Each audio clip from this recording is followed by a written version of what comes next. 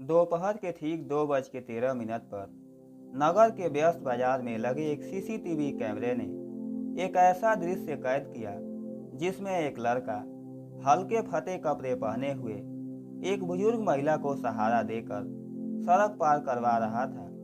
शहर की नगर निगम की अधिकारी नीलम जब फुटपाथों की स्थिति पर रिपोर्ट बना रही थी, तब उन्होंने यह फुटेज देखा। उसकी आंखें ठहर गई।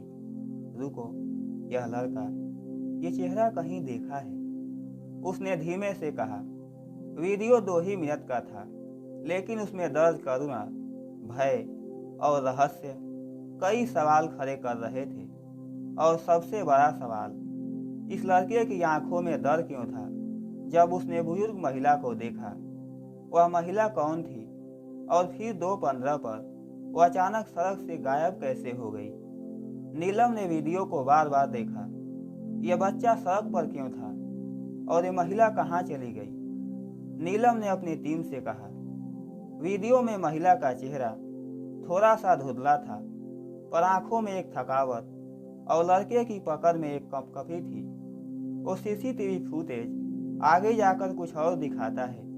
वो लड़का सड़क पार करने के बाद महिला को एक खाली सी बेंच पर बैठाता है और उसके हाथ में एक पुराना रुमाल थमाता है। नीलम के मन में अब सवालों का तूफान था। वो अपने स्टाफ से बोली, पास के दुकानदारों से बात करो, कोई ना कोई जानता होगा इन दोनों को। तभी एक चाय वाले ने कहा, मैडम, वो बच्चा रोज यहीं बैठता है, माँ बाप नहीं है उसके। नीलम ने चौंकते हुए पूछा, और ये महिला? उसने सिर झुका लिया। ओ, शायद वो उसकी अपनी दादी है, पर कुछ गड़बड़ है इन दोनों के बीच। नीलम ने उस लड़के को ढूंढने का फैसला किया और ढूंढने निकल पड़ी। तभी उसे बाजार के एक कोने में एक चादर पर उस लड़के को बैठा देखकर वो चौंक पड़ी। पास जाकर पूछा, तुम्हारा नाम क्या है? राहुल, लड़के ने झिझकते हुए जवाब दिया। तुम तो उस बुजुर्ग महिला के साथ थे ना, जो सड़क पार करवा रहे थे? राहुल की आंखें झुक गई। हाँ, वो मेरी दादी है। नीलम ने देखा, राहुल के हाथ कांप रहे थे। तुम डर क्यों रहे हो? राहुल ने धीरे से कहा, क्योंकि मैं उनसे नजरें नहीं मिला सकता। उन्होंने मेरे लिए सब कुछ खो दिया। नीलम की आंखों में थोड़ी सी नमी आ गई। उसने थोड़ा नरमी से पूछा, क्या हुआ था राहुल? राहुल कुछ देर चुप रहने के बाद बोला, मैं पढ़ना चाहता था, पर पेट की आग ज़्यादा जरूरी हो गई और मैंने घर छोड़ दिया था। दादी ने मुझसे वादा लिया था कि मैं बड़ा होकर कुछ बनूंगा। राहुल की आंखें भर आई, पर मैंने इतना बोलकर वो चुप हो गया। नीलम ने उसकी पीठ थपथपाई। अभी कुछ बिगड़ा नहीं है बेटा, क्या तुम मुझे दादी से मिलवा सकते हो? राहुल ने सिर हिलाया और वो नीलम को पास के स्टेशन के पीछे बने छोटे से शेड की ओर ले गया। पर वहां पहुंचकर दादी नहीं थी। नीलम ने इधर उधर देखा। तभी एक बूढ़ी झाड़ू लगा रही महिला बोली, वो बुजुर्ग महिला सुबह से नहीं दिखी। राहुल घबरा गया। वो मुझे रोज इंतजार करती थी, आज क्यों नहीं आई? नीलम को महसूस हुआ, ये सिर्फ किसी बुजुर्ग की तलाश नहीं, ये एक टूटे वादे की खोज है। नीलम ने दादी को खोजने के लिए पास के अस्पतालों और वृद्धाश्रमों से संपर्क किया। उधर राहुल उसी बेंच पर बैठा था जहां सीसीटीवी में वो दादी को बैठाता हुआ दिखा था। उसके पास वही पुराना रुमाल था जिसका एक कोना फटा हुआ था। वो बार बार उसे देख रहा था। ये रुमाल दादी ने दिया था, उसने नीलम से कहा। हर बार जब मैं हिम्मत हारता, वो इसे मेरे हाथ में थमा देती थी और कहती थी, हर ताका एक उम्मीद है। नीलम भावुक हो उठी। उस रुमाल में सिर्फ कपड़ा नहीं, एक पीढ़ी का संघर्ष और ममता की गहराई थी। शाम ढलने लगी थी।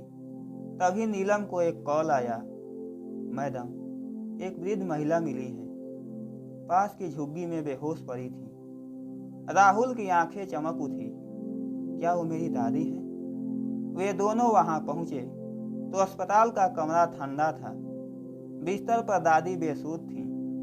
उनके माथे पर पट्टी बंधी थी और शरीर निढाल लग रहा था।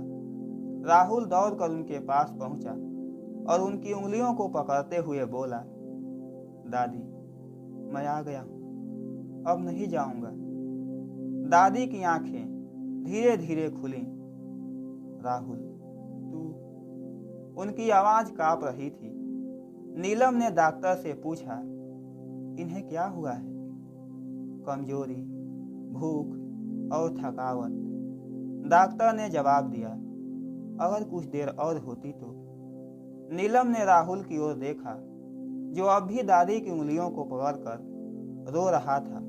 दादी ने धीमे से कहा, मैंने तुझसे कहा था ना, भूख से बड़ी कोई परीक्षा नहीं होती, पर हार मानना सबसे बड़ी भूल होती है। नीलम दयालु स्वभाव की थी, तो उसने दादी और राहुल को अपने घर ले आई। वो आने को तैयार तो नहीं थे, लेकिन किसी तरह मनाकर अपने घर ले आई। अगले दिन नीलम ने राहुल को एक पैकेट दिया। उसमें किताबें थी, कापियां और एक बैग। राहुल ने चौंकते हुए पूछा, ये सब मेरे लिए? नीलम मुस्कुराई। तुम्हारी दादी ने तुम्हारे लिए सपना देखा था, मैं बस उसे जिंदा रखना चाहती हूँ। राहुल ने पहली बार किताबों को दिल से छुआ। पहले वो कुछ क्लास पढ़कर छोड़ दिया था। नीलम ने फैसला किया, वह केवल अधिकारी नहीं, एक इंसान भी है। फिर उसने राहुल को पास के एक स्कूल में दाखिला कराई। पहले दिन जब राहुल क्लास में गया तो सहमे सहमे बैठा। टीचर ने पूछा, नाम? राहुल, उसने धीरे से कहा। बाकी बच्चे राहुल को देखकर मुस्कुराए, पर एक लड़का बोला, अरे ये वही है ना जो सीसीटीवी में आया था। और फिर सब बच्चे चुप हो गए। राहुल ने अपनी किताब खोली और पढ़ने लगा। अब उसे किसी की नज़रों से कोई फर्क नहीं पड़ता था। उसके पास अब केवल एक ही उद्देश्य था, दादी से वादा के अनुसार अपना सपना पूरा करना। नीलम ने दादी को वृद्धाश्रम में नहीं, अपने ही घर रखा, क्योंकि वो जानती थी कुछ रिश्ते कानून से नहीं, करुणा से निभाए जाते हैं। राहुल अब रोज स्कूल जाता था, लेकिन हर शाम घर लौटते समय उसकी आंखें सबसे पहले दादी को ढूंढती। रात के खाने में दादी खुद अपने हाथों से राहुल को परोसती और नीलम भी वही बैठती। एक परिवार सा बन गया था। एक दिन राहुल ने नीलम से पूछा, दीदी, आप इतना क्यों कर रही हैं हमारे लिए? नीलम मुस्कुराई और बोली, कभी किसी ने मेरे लिए भी किया था। दादी की आंखों से तबकते आंसू बता रहे थे, सम्मान देने वाला कोई मिले तो जिंदगी फिर से मुस्कुराने लगती है। स्कूल में राहुल ने धीरे धीरे पढ़ाई में दिल लगाना शुरू किया। गणित उसे मुश्किल लगता था, पर नीलम रोज शाम को उसके साथ बैठती। यह सवाल नहीं, रास्ता है, नीलम कहती, और रास्ते सुलझाए जाते हैं, छोड़े नहीं जाते। राहुल ने कई बार अपनी किताबें बंद करना चाहा, लेकिन नीलम हर बार उसकी कलम फिर से उठवाती। दादी चुपचाप खिड़की के पास बैठकर यह सब देखती और सोचती, जिस उम्र में लोग बोझ समझते हैं, उसी उम्र में कोई हमारा सहारा बना है। एक दिन स्कूल में भाषण प्रतियोगिता थी। राहुल का नाम लिखा गया, पर उसने डरते हुए मना कर दिया। सब हंसेंगे मुझ पर, उसने कहा। नीलम ने कहा, हंसने दो, पर एक बार बोलने की हिम्मत कर लो, फिर देखना कौन चुप होता है। राहुल मंच पर गया। हाथ कांप रहे थे, मगर जब उसने अपनी कहानी सुनानी शुरू की तो सन्नाटा छा गया। एक दादी थी जिनका सपना था कि उनका पोता किताबों से दोस्ती करे, और एक दीदी थी जो उस सपने को सहेजती रही। तालियों की आवाज आई, लेकिन राहुल को अब सिर्फ अपनी आवाज़ सुनाई दे रही थी। भाषण प्रतियोगिता में राहुल को पहला पुरस्कार मिला, एक शब्दकोश। उसने कहा, मैं हर दिन इसमें से एक नया शब्द सीखूंगा। नीलम ने दादी से कहा, आपने जो संस्कार दिए हैं वही राहुल की जड़ें हैं। दादी ने मुस्कुराते हुए कहा, और आपने उसमें पानी दिया जिससे ये जड़ें मजबूत हुईं। राहुल उस दिन देर तक पढ़ता रहा। उसके पास अब किताबें थीं, कलम थी और सबसे बड़ी चीज विश्वास था। राहुल की पहली परीक्षा आई तो वह घबरा गया, लेकिन नीलम ने उसे पढ़ाई के साथ साथ समय प्रबंधन सिखाया। तुम्हें हर दिन की इज्जत करनी है राहुल, क्योंकि हर दिन तुम्हें वहां पहुंचा सकता है जहां तुम जाना चाहते हो। राहुल ने पढ़ाई की, दिन में, रात में, और अपनी गलतियों से सीखा। परीक्षा देने के बाद दादी बोली, पसीना बहाया है तो डर क्यों? जब रिजल्ट आया तो राहुल की आंखों में आंसू थे, पर खुशी के। वह अपने सेक्शन में टॉप 3 में था। स्कूल में अब राहुल को पहचानने लगे थे। टीचर्स उसे आगे बैठाते, बच्चे उससे सवाल पूछते। दादी अक्सर कहती, पहचान कभी जबरदस्ती नहीं बनती, वो तो मेहनत से खुद ब खुद बनती है। नीलम ने भी समर्थन किया। राहुल को अब एहसास हो रहा था कि वो अकेला नहीं है। उसकी पीठ पर एक भरोसे का हाथ है। एक दिन नीलम ने राहुल से पूछा, बताना तो सही, बनना क्या है? राहुल कुछ देर चुप रहा, फिर बोला, मैं समाज के लिए कुछ करना चाहता हूँ, एक ऐसा अफसर बनकर जैसे आप। नीलम मुस्कुराई। तो तय हुआ, अब से तुम्हारी तैयारी उसी दिशा में होगी। सब कुछ ठीक चल रहा था, लेकिन एक दिन शाम को दादी की तबीयत बिगड़ गई। डॉक्टर ने कहा, अब इनकी उम्र हो गई है। राहुल घबरा गया। वो पहली बार रोया। मैं अभी बहुत छोटा हूँ दादी, आपको कहीं नहीं जाने दूंगा। दादी ने उसका सिर सहलाया। तू जब बोलता है ना तो लगता है कि जिंदगी फिर से जीने लायक है। नीलम ने अस्पताल का सारा खर्च उठाया, खुद दवाइयों का ख्याल रखा, राहुल को सिखाया परिवार का मतलब सिर्फ खून नहीं होता, बल्कि वो लोग होते हैं जो तुम्हारे गिरने पर भी थाम लें। अब धीरे धीरे राहुल ने अपनी कॉलेज की पढ़ाई पूरी कर ली थी। अब उसका अगला कदम प्रतियोगी परीक्षा की ओर था। नीलम ने उसके लिए सबसे अच्छे कोचिंग की व्यवस्था की और खुद समय समय पर टेस्ट लेती रही। अब तुम एक कदम भी पीछे नहीं जा सकते, नीलम ने कहा। राहुल ने वादा किया, मैं अब कभी हार नहीं मानूंगा। दादी ने कहा, जब तक सांस है मैं तुम्हें देखूंगी आगे बढ़ते हुए। राहुल अब खुद को दर्पण में देखता तो एक संकल्पित चेहरा दिखता। राहुल अब नीलम के दिए शेड्यूल पर चलता और खुद को समय की हर बूंद में ढालता। हर रात राहुल अपने नोट्स दोहराता, फिर दादी के पास जाकर दिन का हाल सुनाता।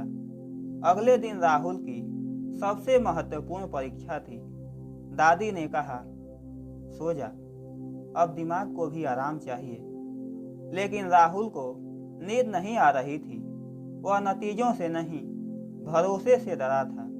तभी नीलम आई और उसके सिर पर हाथ रखते हुए बोली, अब डरने का वक्त नहीं है राहुल, अब वो देना है जो तुमने सीखा है।